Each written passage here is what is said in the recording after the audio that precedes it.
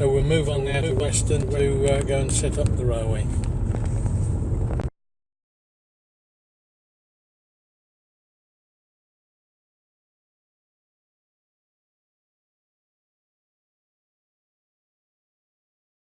Next morning it was time to go and set up the exhibition, which was in a school very close to my daughter's house.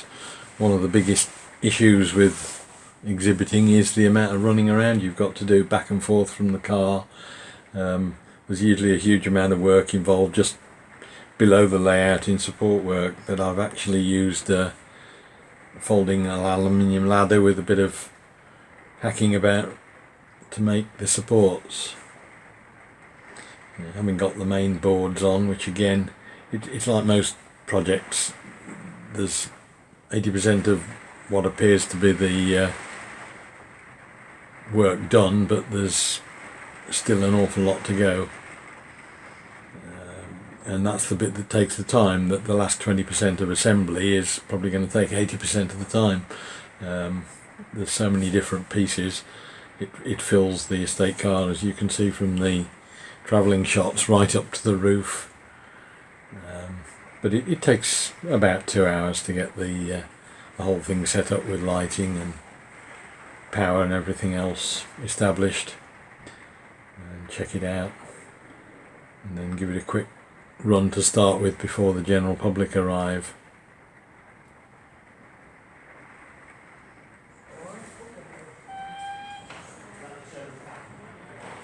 All of the buildings are separately boxed, which again causes major problems with transport because of the sheer volume of the stuff.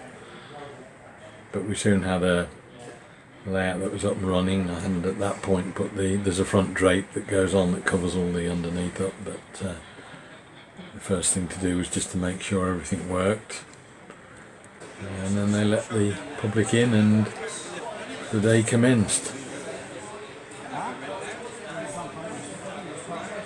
Steady stream of people all day long. There were 27 layouts at this exhibition, so it was a relatively small event, but as I said earlier, it just shows it gives an indication of the amount of layouts that there are floating around at any one time, because most people probably only do 1 or 2 a year.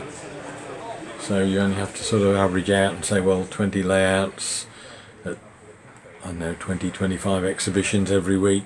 That's 5,000 layouts. And if you're only going twice, that's about 2,500 layouts that are on the circuit at any one time. So it's quite a lot of people involved. This event was to raise money for a hospice in Weston Super Mare, and the guy's been doing it for several years now.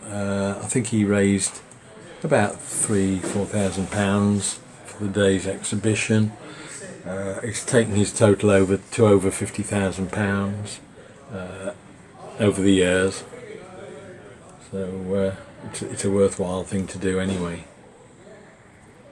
It's just a little machinery that tips the coal out the wagons of the trucks into the boiler house. Something I built on a whim, really, again for the sake of building it, and then decided to incorporate it into a layout just because I wanted to see how they worked in model form. I'd seen them in real life, but not quite understood how they worked, so building a model was an ideal way of just finding out how all the counterweights worked and things.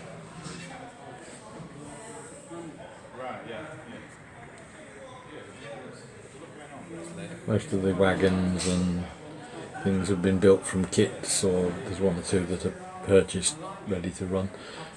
The size that I model, which is O gauge, which is a lot bigger than normal double O and N gauge, it is starting now to get a lot more ready to run equipment that's cheap. The Chinese influence has kicked in on that as well. They'll make low volume, issues of 500 locomotives or something, which can come in at relatively inexpensive prices. So I'm starting to use a lot more ready to run than in the past when I used to have to make everything. When I first started in the 1980s, there was no brass etching and laser cutting and things like that. It was all purely hacking materials, sheet materials like brass and nickel silver. The locomotives are all fitted with decoders now that it's all not computerized, but they're all multiplexing signals down the track so that you can run sound and switch lights on and off and all sorts of other options.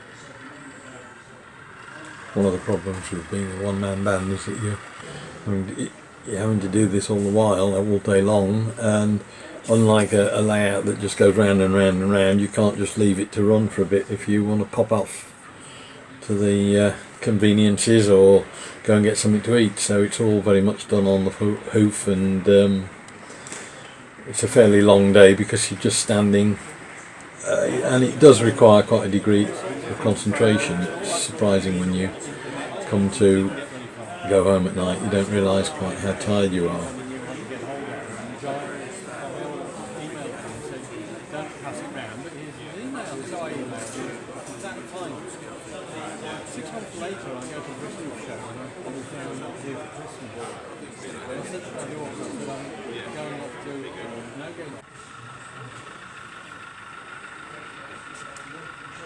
Most of the lighting's by LED strips that are same as you get for kitchen units and things.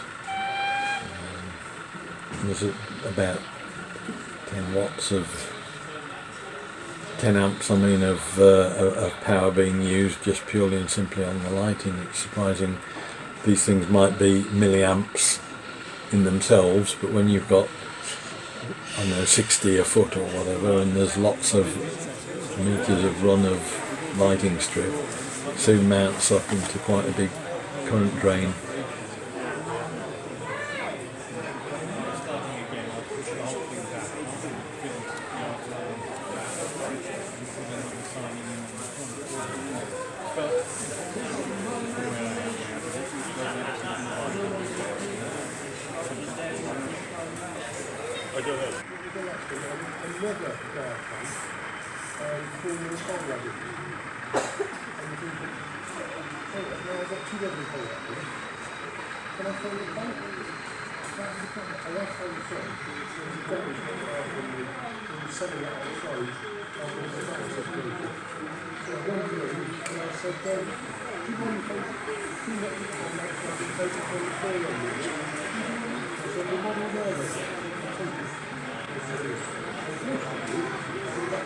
And at 4:30 it was time to start all over again and disassemble it, pack it all away, take all the bits off the layout and put them into the boxes, and again it's another hour and a half, 2 hours to get it all packed away properly.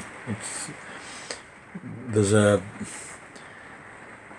easy sort of way out of just throwing it all in the car effectively, but you usually end up paying for that in damage and having to sort it all out later on anyway, so normally just have to stick it out and carry on putting it all away.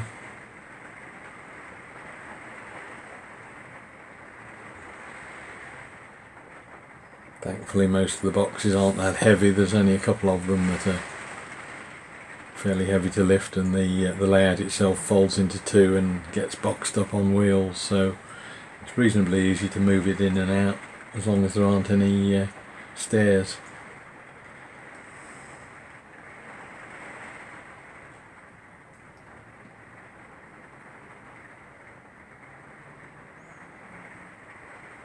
Biggest problem was finding boxes big enough for some of the buildings, because they're over 2 foot long, but I've standardised on really useful boxes that fit together quite nicely and stack well in the car, so it's all been designed to fit. So there we are, it's 7:30, been up since 6 this morning, on my feet 12 hours, about half an hour away from home, so it should be a 14-hour day I suppose. Very enjoyable, but it's certainly not a game that I want to be doing a lot of. Hopefully we'll get home, get a decent night's sleep, unpack the car tomorrow and start on some new projects in the shed, and I'll see you all again next week. Bye.